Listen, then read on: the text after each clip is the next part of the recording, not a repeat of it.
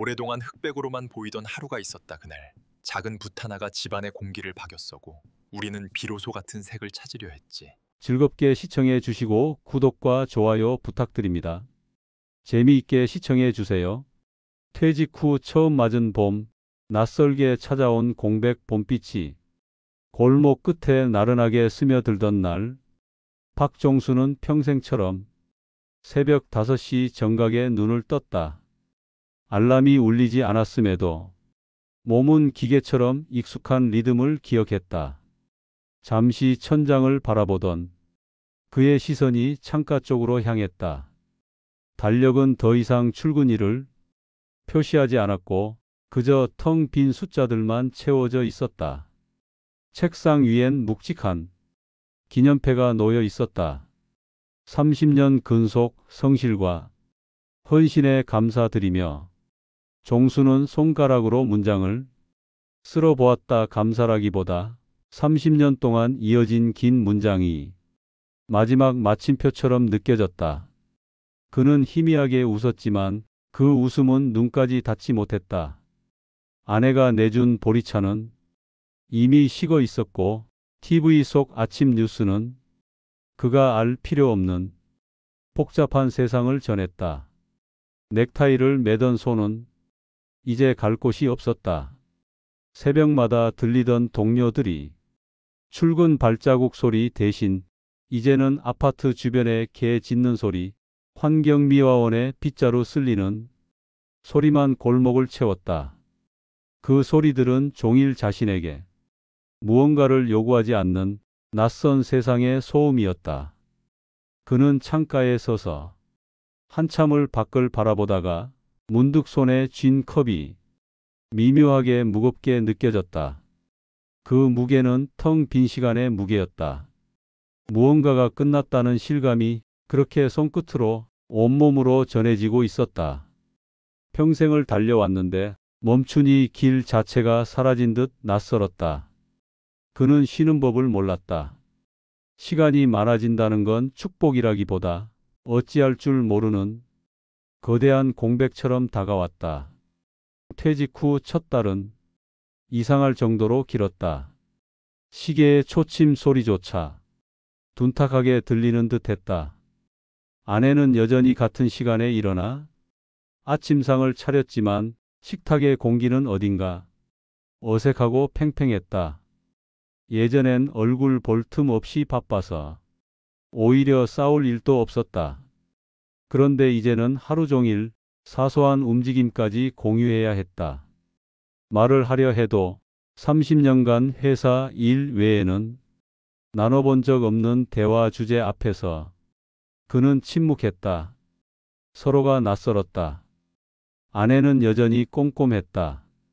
냉장고에 붙은 메모지엔 콩나물 삶기, 된장국 끓이기, 세탁기 청소하기 등 집안일 목록이 상세하게 적혀 있었다. 그는 그 메모를 읽으며 괜히 할 일 없이 손끝으로 글자를 따라 썼다.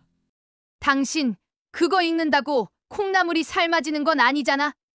아니, 그냥 아니 하지 말라고. 괜히 손만 대지 말고. 그 웃음의 부재가 깊은 공허로 다가왔다.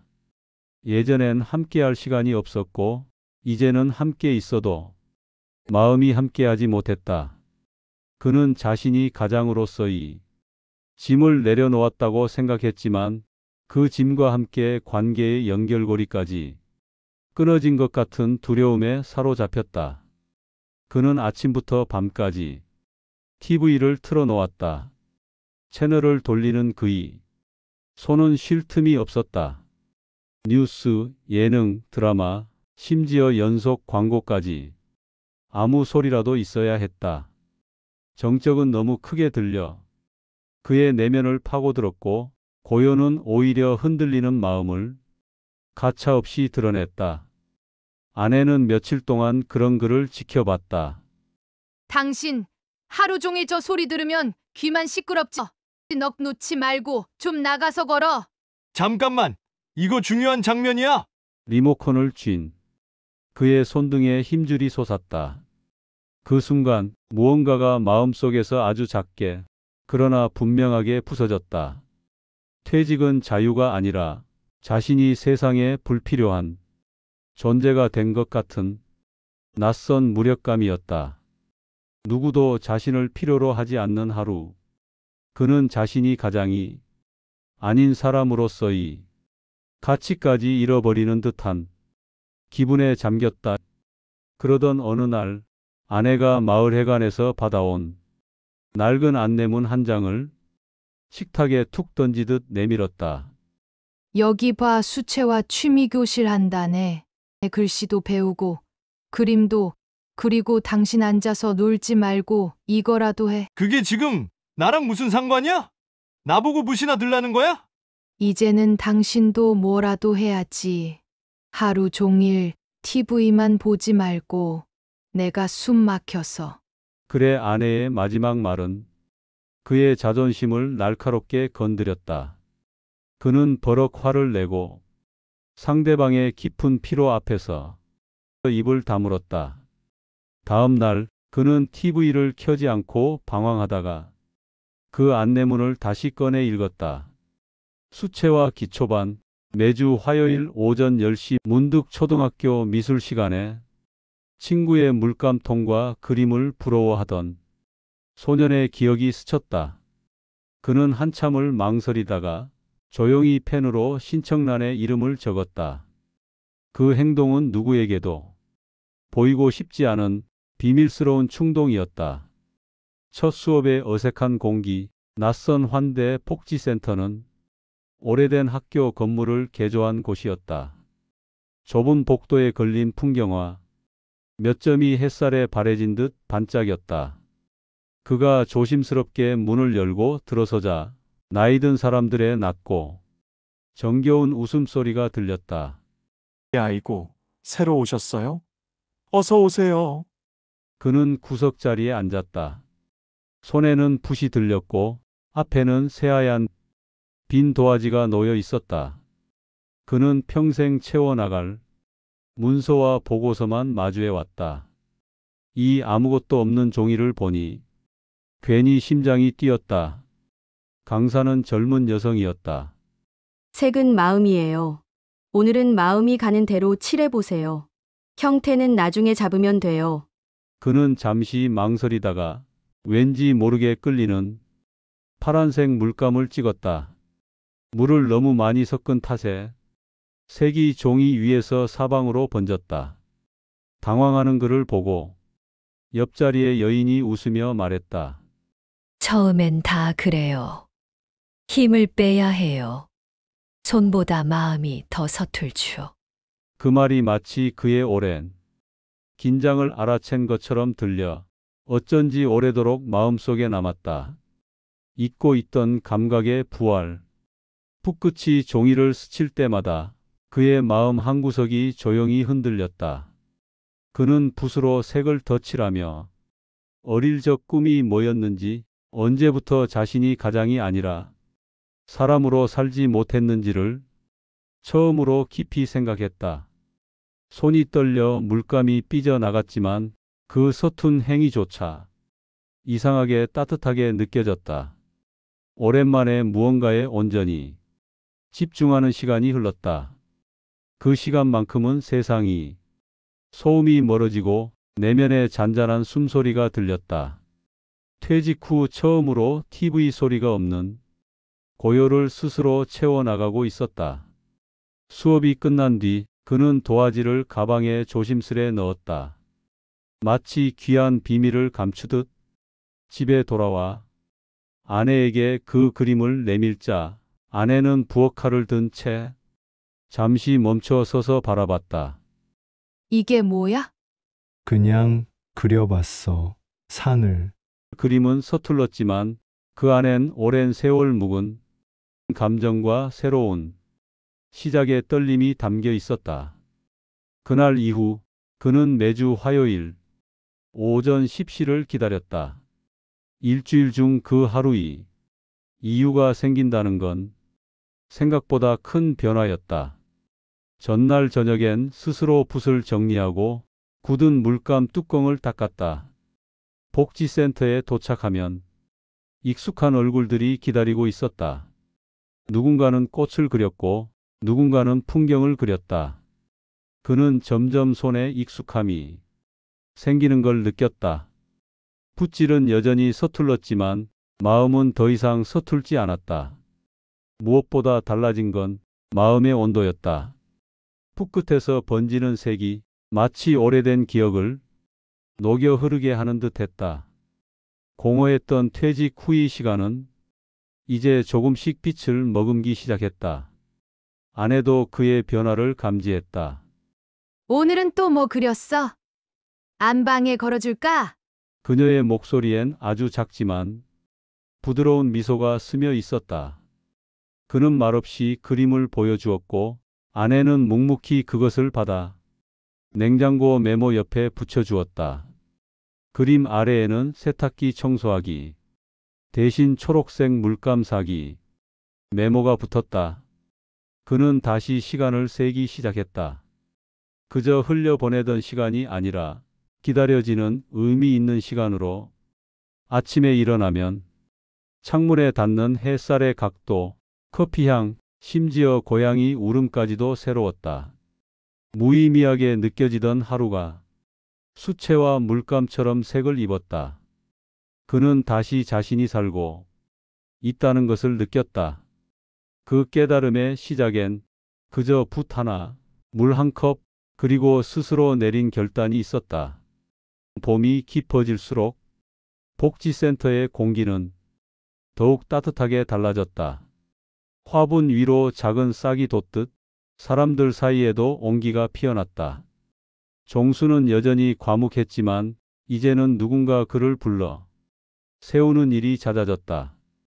박 선생님, 오늘은 어떤 색으로 하실 거예요? 저번에 그리신 산 그림 참 좋았어요. 그곳엔 다양한 사람들이 있었다. 모두 다른 인생을 살아왔지만 이곳에서는 이름 대신 취미로 불렸다. 누군가는 꽃 그림, 잘 그리는 사람, 누군가는 바다색을 좋아하는 사람이었다. 종수도 그렇게 불리기 시작했다. 산을 그리는 사람, 그는 자신이 회사원이나 가장이 아닌 다른 어떤 이름으로 불린다는 게 이상하게 따뜻했다. 그가 그린 그림들은 일관되게 산이었다. 어릴 적 아버지 손을 잡고 오르던 뒷산의 기억, 그리고 인생의 굴곡진 능선이 자꾸 떠올랐다. 그는 색을 칠하며 그 시절의 냄새와 감정을 재현했다. 짙은 녹색 물감은 무성했던 젊은 날의 에너지를, 회색 물감은 고독했던 회사의 시간을 담았다. 그 색들은 단순한 풍경이 아니었다. 그의 인생이 흘러온 길이자 잃어버린 시간의 조각이었다. 그는 그림을 그릴수록 마음속 짐이 조금씩 덜어지는 느낌이었다.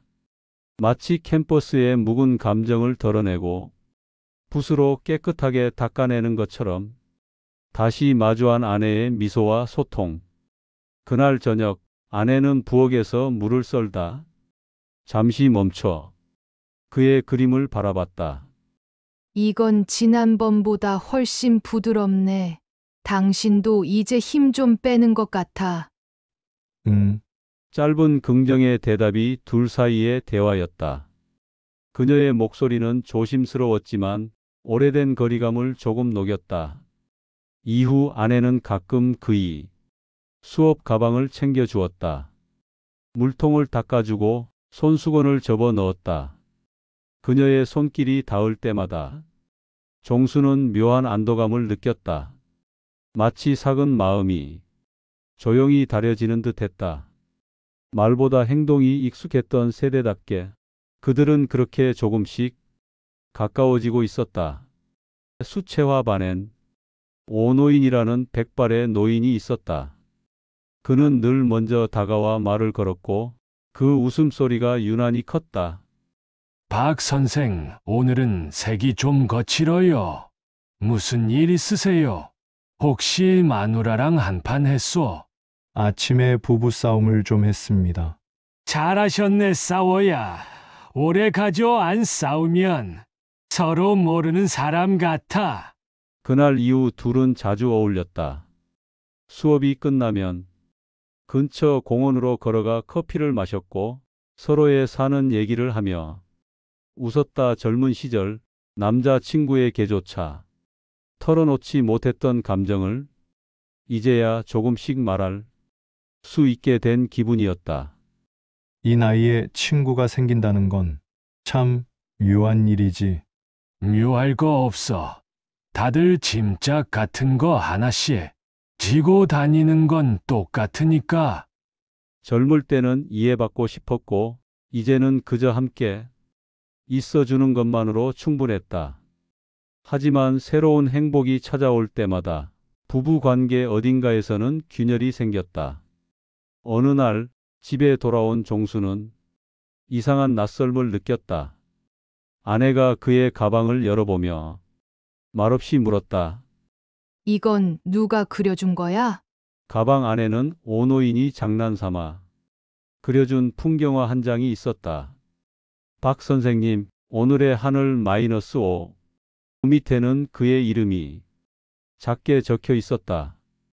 아내는 아무 말도 하지 않았지만 그 눈빛엔 알 수 없는 감정이 섞여 있었다. 질투라기엔 옅었고 외로움이라기엔 깊었다. 종수는 설명하려다 그만두었다. 설명은 오히려 둘 사이를 더 멀어지게 만들 것 같았다. 그날 이후 부부 사이엔 다시 짧고 무거운 침묵이 찾아왔다. 다음 주 그는 복지센터에 나가지 않았다. 아내의 눈치를 본 것도 있었고 스스로도 마음이 어지러웠다. 집에 앉아 붓을 들었지만 손이 움직이지 않았다. 한동안 바라보다가 도화지를 덮었다. 창밖엔 봄비가 내렸다. 빗소리가 유리창을 두드렸지만 마음은 고요하지 않았다. 그는 문득 자신이 무얼 잃고 있는지 생각했다. 취미를 통해 얻은 건 새로운 삶이라 생각했지만 정작 가장 가까운 사람이 외로움을 놓치고 있었다. 그는 다시 흑백의 TV 앞에서 리모컨을 쥐었다. 며칠 뒤 아내가 조용히 거실로 나와 말했다. 내가 뭐라 한 건 아니야. 그냥 당신이 거기 갔어. 웃는 얼굴이 낯설어서 마치 다른 사람이 된 것 같았어. 당신이 행복하면 좋은데 그 행복에 내가 없을까 봐. 그게 좀 그렇더라. 우리는 아직 같이 살고 있는데. 그 말은 고요했지만 그의 마음을 깊이 울렸다. 그는 그동안 자신의 삶을 되찾는 데만 몰두했지만 함께 살아온 사람이 마음은 잊고 있었다. 그는 아무 말 없이 고개를 끄덕였다. 그날 밤 그는 다시 붓을 들었다. 이번엔 아내의 고요하고 붉은 마음을 닮은 동백꽃을 그렸다. 며칠 뒤 그는 조용히 복지센터 문을 열었다. 오노인이 그를 보자마자 손을 흔들었다. 이제야 오셨네요. 화야고 오셨구만. 네, 그의 웃음에는 이전과 다른 빛이 있었다. 그는 이제 세계 기술을 배우는 게 아니라 관계의 농도를 배우고 있었다. 붓을 잡은 그의 손이 다시 움직였다. 색은 흐르듯 번졌고 그 번짐 속엔 관계의 온기가 있었다. 그는 천천히 속삭였다. 이제야 진짜 봄이 오는 것 같네. 우리 둘에게. 그날 아침 하늘은 유난히 흐렸다. 종수는 평소처럼 복지센터 문을 열고 들어섰다. 익숙한 커피 냄새, 웃음소리, 종이 비비는 소리. 그런데 무언가가 달라. 공기가 싸늘했다. 늘 먼저 인사를 건네던 오노인의 자리가 섬뜩할 만큼 비어 있었다. 오늘은 안 오셨나 봐요. 어제 갑자기 병원으로 가셨대요. 심장이 안 좋으셨다네요. 상태가 좋지 않다고 들었어요. 순간 종수의 손끝이 떨렸다. 그 말이 실감나지 않았다. 어제까지 함께 웃으며 인생의 짐짝을 논하던 사람이 하루아침에 사라질 수도 있다는 사실이. 그는 멍하니 의자를 바라봤다. 그 의자 위엔 미완성이 그림이 놓여 있었다. 푸른 하늘과 그 밑에 흐릿하게 그려진 강물 한 줄기. 그 미완의 그림이 마지막 인사처럼 느껴졌다. 그날 수업은 짧게 끝났다. 사람들은 조용히 붓을 내려놓았고 종수는 도화지 위에 아무 색도 올리지 못했다. 집으로 돌아오던 길, 그는 오노인과 함께 걸음을 멈추고 커피를 마시던 골목을 지나쳤다. 박 선생, 사람은 늙어서도 배워야 한다니까. 배움이 있어야 웃지. 언제나 밝게 말하던 그의 목소리가 귓가에 울렸다. 이제는 바람처럼 사라져버린 듯했다. 종수는 걸음을 멈추었다. 벽돌담 위로 봄꽃이 피어나고 있었지만 마음속은 겨울 같았다. 그는 하늘을 올려다보다가 천천히 중얼거렸다. 이제 누가 내 그림을 봐주지? 내가 이 그림을 누구한테 보여줘야 하나? 그는 오노인이 없는 취미생활이 다시 흑백으로 돌아갈까? 두려웠다. 그는 며칠 동안 붓을 잡지 않았다. 스케치북은 식탁 위에 그대로 놓여 있었다. 안엔 커피 얼룩이 묻은 종이 한 장, 다음 주엔 진짜 바다 그립시다. 라고 적은 오노인의 메모가 남아 있었다. 그 문장을 읽는 순간 가슴이 먹먹해졌다. 인생은 아무리 준비해도 사람과의 이별은 익숙해지지 않았다. 그는 빈 종이를 앞에 두고 오래도록 앉아 있었다. 아무 말도 아무 행동도 하지 않았다. 아내가 조용히 다가와 따뜻한 차를 내밀었다. 그분이 많이 그리운가 봐요. 당신에게 참 좋은 친구였는데. 그냥 웃음소리가 그리워. 내가 진작 바다 그림 같이 그려주자고 할걸? 그럼 그려요. 그분의 웃음을 마지막 인사는 그림으로 하면 되잖아. 그게 추억이잖아요. 그 말이 그의 마음을 흔들었다. 그는 다시 붓을 들었다. 그리움은 붓을 잡을 이유가 되었다. 그날 밤 그는 오노인을 떠올리며 그림을 그렸다. 그는 붓 끝에 가장 짙은 푸른색을 묻혔다. 그것은 하늘의 색이기도 했지만 깊은 그리움과 슬픔의 색이었다. 그는 천천히 색을 번지게 했다. 색이 스며들며 경계가 흐려지는 모습이 마치 인생과 같았다.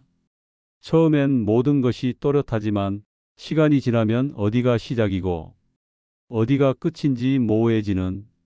그는 그림 안에 오노인이 앉아 있던 작은 의자 하나를 흐릿하게 그려 넣었다. 그림이 완성될 즈음 그는 붓을 내려놓았다. 그 위로 떨어지는 작은 눈물 한 방울이 색을 번지게 했다. 그 번짐이 이상하게 아름다웠다. 마치 사람의 흔적처럼 사라지지 않고 남아 있었다. 그날 새벽 아내는 남편의 그림을 바라보았다. 탁자 위엔 푸른 하늘과 흐릿한 산, 그리고 작은 의자 하나가 그려져 있었다. 그녀는 그 그림을 오래 바라보다가 가만히 그 의자 아래에 연필로 글씨를 썼다. 당신의 친구에게 좋은 사람을 남겨줘서 고맙다고. 이제 당신 남편은 덜 외로울 거예요. 다음 날 아침 종수는 그 글씨를 발견했다. 한참을 바라보다가 입가에 잔잔한 미소가 번졌다. 아내는 말로 위로하지 않았지만 그 한 줄로 자신이 이해받고 있음을 느꼈다. 그제야 그는 깨달았다. 함께 살아온 세월이란 결국 이 침묵 속의 마음이 언어로 이어져 있는 거라는 것을. 그와 아내는 친구의 부재를 통해 비로소 하나가 되었다. 며칠 후 복지센터 강사가 전화를 걸어왔다. 박 선생님, 오 선생님 유족들이 원하셔서 이번 주에 오 선생 추모 전시회를 작게 열어요. 같이 그림 내주실 수 있을까요? 예, 그 사람의 그림 옆에 제 그림도 걸어주세요. 전시장 한쪽 벽엔 오노인의 그림들이 걸렸다. 그리고 그 옆에는 종수이 그림이 함께 놓였다. 푸른 하늘 아래 두 개의 산, 서로 닿을 듯 이어진 능선. 그는 천천히 속삭였다. 같이 그리자고 했잖아요. 이번엔 내가 약속을 지켰어요. 전시가 끝난 뒤 강사는 작은 봉투를 건넸다. 오노인이 생전에 적어둔 메모였다. 봉투 안엔 짧은 문장이 적혀 있었다. 그리고 싶을 때가 살아있다는 증거다. 박 선생도 계속 그리게. 그 문장을 읽는 순간 종수는 조용히 눈을 감았다. 그 말은 단순한 격려가 아니라 남겨진 이들을 향한 마지막 당부이자 인사처럼 느껴졌다. 그는 속으로 답했다. 그래요. 나도 계속 그릴게요. 당신이 웃던 그 색으로. 그는 붓을 다시 들었다. 이번엔 봄의 색, 그리고 사람의 온도를 담은 색이었다. 도화지 위에 번진 그 빛은 슬픔의 잔여물이 아니라 그리움이 피워낸 새로운 시작이었다. 봄이 한층 짙어졌다. 복지센터 앞 마당에 목련은 지고 그 자리에 철쭉이 붉게 피어났다. 햇살은 유난히 부드러웠다. 박종수는 다시 스케치북을 들고 걸었다. 이제 그곳은 단순한 취미교실이 아니라 그의 삶의 중심이자 자신이 다시 살아가는 장소가 되어 있었다. 오늘은 아내가 좋아하는 꽃을 그려보려고 합니다. 좋은 생각이에요. 그는 그날 새로운 그림을 그렸다. 아내가 좋아하는 붉은 철쭉 색은 더 밝았고 붓질은 더 부드러웠다. 그의 마음은 여전히 그리움으로 젖어 있었지만 그 속엔 깊은 평온이 섞여 있었다. 그날 저녁 그는 복지센터에서 돌아오며 아내에게 말했다.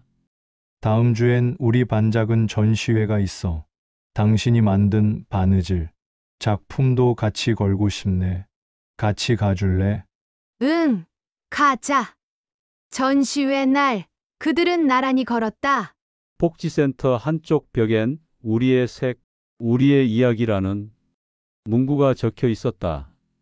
그 아래엔 참가자들의 그림과 아내의 작은 바느질 작품이 함께 걸렸다. 종수의 그림 앞에 서자 아내는 잠시 숨을 고르더니 말했다. 이 꽃은 나구나. 당신이 내 삶의 색을 입혀줬으니까. 당신 덕분에 내가 흑백에서 나올 수 있었어. 그녀는 조용히 그의 손을 잡았다. 그 손끝에서 지난 세월이 오해와 침묵이 천천히 녹아내렸다. 그의 고백은 오래 준비한 분놀림처럼 진심이었다.